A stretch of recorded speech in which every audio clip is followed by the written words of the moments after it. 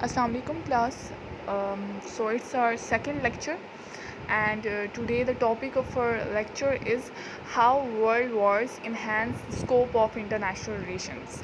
آپ کہہ سکتے ہیں کہ بیسیکلی جو دو وارز ہوئی تھی، میجر وارز ہوئی تھی، یا آپ کہہ سکتے ہیں ٹوٹل وارز ہوئی تھی، انہوں نے کیسے انٹرنیشنل ریلیشنز کے سبجیکٹ میٹر کو انہینس کیا تھا، بہت زیادہ چینجز لائی تھی، ایسے ٹاپکس لائے تھے جو پہلے انٹرنیشنل ریلیشنز میں نہیں تھے، ٹھیک ہے، ان کو ڈسکور کیا گیا تھا، وہ ایکسپلور ہوئے تھے. تو بیسیکلی جو end of second world war تھا، it basically brought enormous changes in the scope of international relations. It enhance the scope of international relations. It basically affected the whole world politically, socially and economically. Basically 4 to 5 nuclear power emerge ہوئی تھی after World War II in the era of 1945 to 1960. یہ basically 1945 to 1960 کو ہم era of نیوکلرائزیشن بھی کہتے ہیں، جو آپ کو نظر آ رہا ہے، یہ لکھا ہوا ہے. تو basically the first topic that was added after 1945 was nuclearization. تو وہ نیوکلرائزیشن ایسی ہوئی تھی کہ میجر جو پارٹس تھی 4 to 5 انہوں نے نیوکلیر کیپیبلٹی جو ہے وہ اڈاپٹ کر لی تھی. ان میں فرانس تھا، برٹن تھا، رشیا تھا. رشیا جو ابھی رشیا ہے، اس وقت USSR سوویت یونین تھا. چائنا تھا، US جو ابھی ویٹو پاورز بھی ہیں یونائٹڈ نیشنز میں. ویٹو پاورز مطلب وہ پرماننٹ 5 ممبرز جو اگر کوئی ڈیسیژن ہوتا ہے، بڑا ڈیسیژن ہوتا ہے جنرل اسمبلی میں، وہ اس کو ویٹو کر سکتے ہیں. اگر ان میں سے کوئی ایک اس پہ ایگری نہیں ہے اس ڈیسیژن پہ، تو وہ اس کو ویٹو کر سکتا ہے اور وہ ڈیسیژن ختم ہو سکتا ہے، ٹھیک ہے، اس پہ کوئی آگے عمل نہیں ہو سکتا. تو بیسیکلی یہ فرسٹ ٹاپک تھا جو انٹرنیشنل ریلیشنز میں ایڈ کیا گیا تھا after 1945، after the end of world war second.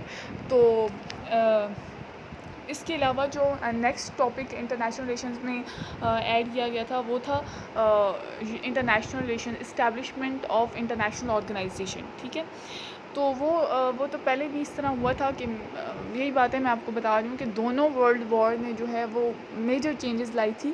تو جو پہلی فرسٹ ورلڈ وار جو ختم ہوئی تھی اس میں لیگ آف نیشن آئی تھی. تو انٹرنیشنل آرگنائزیشن کا جو کانسیپٹ تھا وہ اس وقت سے آ گیا تھا، کیونکہ اس سے پہلے ورلڈ وارز سے پہلے کوئی بھی کانسیپٹ نہیں تھا انٹرنیشنل آرگنائزیشنس کا.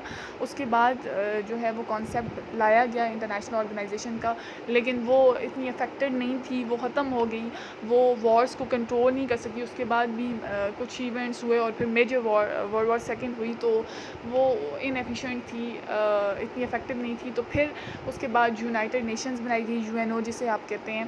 تو وہ جو کافی افیکٹو ہے، جو پروو کر رہی ہے، کیونکہ ابھی تک کوئی میجر وار ہوئی نہیں ہے ورلڈ میں. تو بیسیکلی بتانے کا مقصد یہ تھا کہ جو سیکنڈ ٹاپک انٹرنیشنل ریلیشنز میں اس میں ایڈ کیا گیا وہ تھا political organization, establishment of political international organizations, ٹھیک ہے. تو یہ بیسیکلی یونائٹڈ نیشن نے کافی اویئرنیس کریٹ کی ہے. ابھی بھی کافی ساری ایسی ریجیمز بنائی گئی ہیں. یہ میں آپ کو بتاتی ہوں آگے کہ کیسے آپ نیوکلیر ویپن کو یوز کریں، ٹھیک ہے، ادھر for defence purpose, for peaceful purposes, ٹھیک ہے. کیونکہ آپ نے جو آرگنائزیشن بنائی ہے وہ وار کو اوائڈ کر رہی ہے، تو آپ ایک ڈینجرس نیوکلیر ویپن جو ہے وہ آپ جب بنائیں گے تو ڈیفینیٹلی جب کوئی بھی اسٹیٹ جو ہے وہ کوئی ویپن بناتی ہے، کوئی نئی ٹیکنالوجی بناتی ہے، تو ڈیفینیٹلی اس کا یہ ایک کیوروسٹی ہوتی ہے کہ اس کو اپلائی کیا جائے، اس کو یوز کیا جائے، اسے کہیں نہ کہیں استعمال کیا جائے. تو اس لیے اس کے لیے کافی سارے پروٹوکولز بھی بنائے گئے، کافی ساری ریجیمز تھی، کافی سارے ایگریمنٹس تھے کہ نیوکلیر ویپن کو آپ نے کیسے یوز کرنا ہے. آپ نے اس کو ڈیفینسو پرپزز کے لیے یوز کرنا ہے، آپ نے اسے پیسفل پرپزز اور سول پرپزز کا مطلب یہ ہوتا ہے کہ آپ نے اسے میڈیکل پرپزز کے لیے استعمال کرنا ہے، یا اور انرجی کے پرپزز کے لیے استعمال کرنا کرنا ہے تو نیوکلیر انرجی جو ہے وہ نیوکلیر ویپن جو ہے نیوکلیر انرجی جو ہے وہ ان پرپزز کے لیے بھی استعمال کی جاتی ہے. ٹھیک ہے. اس کے علاوہ ڈفرینٹ رجیمز جو ہیں وہ UN نے انٹروڈیوس کروائی. رجیم یہ آپ کے سامنے لکھا ہوا ہوگا, آپ کو نظر آ رہا ہوگا. رجیمز بیسیکلی ایک set of rules and regulation ہے, آپ کہہ سکتے ہیں. regimes have been defined by principles, norms, rules and some decision making procedures. ٹھیک ہے. یہ regimes ایسی چیزیں ہوتی ہیں, ایک آپ کہہ سکتے ہیں کہ رولز ہوتے ہیں, وہ رولز سیٹ آف رولز ہوتے ہیں, وہ سیٹ آف پرنسپلز ہوتے ہیں, وہ نارمز ہوتے ہیں جو آپ نے فالو کرنے ہوتے ہیں. ٹھیک ہے. کسی بھی ریگارڈنگ اینی سبجیکٹ. ٹھیک ہے. تو رجیمز صرف ملٹری رجیمز جو ابھی میں آپ کو بتانے والی ہوں یہی نہیں تھی, اس کے علاوہ اکنامک رجیمز بھی تھی, WHO وغیرہ. اس کے علاوہ کلائمیٹک رجیمز بھی تھی, انوائرمنٹل رجیم جسے آپ کہہ سکتے ہیں. ٹھیک ہے. وہ بھی بہت ساری تھی. اس کے علاوہ اس میں جو میجر تھی وہ کویوٹو پروٹوکول, اس کے علاوہ بھی بہت ساری تھی. تو ان چیزوں کو سائڈ پہ رکھتے ہیں. جو مین رجیم جو سٹارٹ میں جو ملٹری رجیم انٹروڈیوس کروائی گئی تھی وہ اسی لیے تاکہ نیوکلیر ویپن کے نیگیٹو یوز کو کنٹرول کیا جا سکے. اس میں جو رجیمز تھی وہ اس میں فرسٹ جو تھی وہ NPT تھی, نیوکلیر پرولیفریشن ٹریٹی جسے ہم کہتے ہیں. 1960 میں یہ سائن ہوئی تھی. اس کے علاوہ CTBT comprehensive test ban treaty جسے ہم کہتے ہیں, یہ 1995 میں آئی تھی. اس کے علاوہ PTBT ہے, پارشل ٹیسٹ بین ٹریٹی. ٹھیک ہے. 1960 میں یہ بھی. اور اس کے علاوہ START تھی, START 1, START 2, strategic arms reduction treaty اسے کہتے ہیں. اس کے علاوہ SALT تھی, SALT اسٹریٹیجک آرم لمیٹیشن ٹریٹی اسے کہتے ہیں. یہ ایبریویشنز ہیں. ٹھیک ہے. آپ سرچ کریں گے تو وہ بھی آپ کو ایزیلی مل جائیں گی. تو یہ بیسیکلی یہ ساری رجیمز تھی. تو آپ دیکھیں کہ ایک نیوکلرائزیشن کا ایک ٹاپک آیا, پھر اس کے بعد international establishment of political international organization کا سبجیکٹ آیا, اور اس کے بعد پھر ایک رجیم, ایک نیا سبجیکٹ آیا. پھر اس کے بعد اتنی ساری رجیمز جو آئی. پھر جو نیا سبجیکٹ آیا after the end of world war second, تو وہ تھا کولڈ وار, جس کے بارے میں آپ کو میں نے کل بھی تھوڑا سا بریف سا ایک امیج دیا تھا. تو وہ جو آپ کو یاد ہی ہوگا کہ کولڈ وار جو ہے وہ بیسیکلی دو آئیڈیالوجیز کے درمیان, دو میجر سپر پاور کے درمیان شروع ہوئی تھی. USSR اور USA کے درمیان 1945 ٹو ٹل 1990 تک یہ جو ایرا تھا کولڈ وار کا ایرا, یہ اتنا تھا. اور یہ بیسیکلی اسے ہم کہتے ہیں وار آف آئیڈیالوجیز بھی ہم اسے کہتے ہیں. بیسیکلی کولڈ وار کو اگر آپ ڈیفائن کریں تو وہ اس طرح ہوگا that cold war is a war of ideology, hypocrisy, competition, or it characterized by threat, propaganda and other measures short of open warfare. We can say that it is not in battlefield, کہ مطلب battle field میں نہیں ہوتی, آپ میدان جنگ میں نہیں آتے. جیسے باقاعدہ جنگیں ہوتی ہیں نا, ویسے آپ جنگ نہیں کرتے. میں نے آپ کو کل بھی بتایا تھا کہ پروپیگنڈاز کے تھرو, تھریٹ دے کے, یا دوسروں کے تھرو آپ جو ہے ہائپوکریسی کر کے آپ جو ہے ایک وار چلا رہے ہوتے ہو. ٹھیک ہے. اس کے علاوہ وار کی بھی بہت ساری ٹائپس ہوتی ہیں, جیسے کولڈ وار ہو گئی, پراکسی وار کا میں نے آپ کو بتایا تھا. پھر ٹوٹل وار جو ہوتی ہے جسے آپ ہاٹ وار بھی کہتے ہیں, وہ ایک لمیٹڈ وار ہوتی ہے, وہ دو اسٹیٹ کے درمیان لمیٹڈ ہوتی ہے. اس کے علاوہ جو ورلڈ وار ہوتی ہے جسے آپ ویری ہاٹ وار کہتے ہیں, وہ آپ کو پتہ ہی ہے یہ ورلڈ وار جو ہوئی ہیں, آپ کو اس کا پتہ ہی ہے, پریزنٹیشن اسائنمنٹ آپ نے دی ہیں. تو یہ ایسی وار ہوتی ہے جو پوری دنیا کو افیکٹ کرتی ہے. ٹھیک ہے.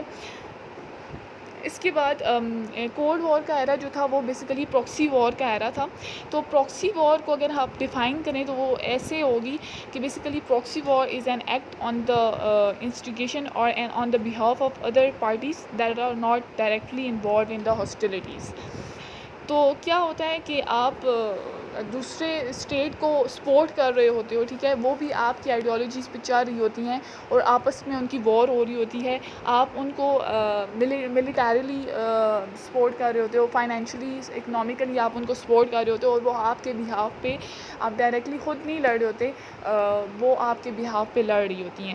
تو ایسی بہت ساری پراکسی وار اس ایرا میں ہوئی 1945 ٹو 1990 میں, جس میں کورین وار تھی. نارتھ کوریا, میں نے آپ کو کل بھی بتایا تھا نارتھ کوریا اور ساؤتھ کوریا کے درمیان. نارتھ کوریا کو USSR سپورٹ کر رہا تھا, کمیونزم سپورٹ کر رہا تھا, وہ آئیڈیالوجی بھی کمیونزم کی تھی, اور ساؤتھ کوریا کو US سپورٹ کر رہا تھا, کیپیٹلسٹک آئیڈیالوجی سپورٹ کر رہی تھی. اس کے علاوہ انڈو چائنا وار تھی, اس کے علاوہ ویتنام وار. تو یہ ساری جو ہے وہ پراکسی وارز جو ہیں چل رہی تھی, ٹھیک ہے. تو یہاں پہ ایک چیز رہ گئی ہے bipolar world. Bipolar world cold war کے ایک اور جو چیز تھی, یا آپ کہہ سکتے ہیں کہ سبجیکٹ جو انٹرنیشنل ریلیشنز میں ایڈ ہوا, وہ یہ تھا کہ کولڈ وار کے ایرا میں جو آپ کی ورلڈس جو سسٹم تھا, انٹرنیشنل سسٹم تھا, وہ بائی پولر تھا. بائی پولر اور 3 طرح کے انٹرنیشنل سسٹم ہوتے ہیں. انٹرنیشنل ورلڈ ہوتی ہے, ٹھیک ہے, ورلڈ سسٹم ہوتا ہے, by polar, uni polar and multi polar. By polar, uni polar میں ایک سنگل سپر پاور ہوتی ہے, اور بائی پولر میں 2 سپر پاور ہوتی ہیں, اور ملٹی پولر میں 2 سے زیادہ سپر پاور ہوتی ہیں. تو بیسٹ جو ہوتا ہے وہ یونی پولر ورلڈ ہی ہوتا ہے, کیونکہ یونی پولر ورلڈ میں ایک ہی سپر پاور ہوتی ہے, تو زیادہ پرابلمس نہیں کریٹ ہوتی.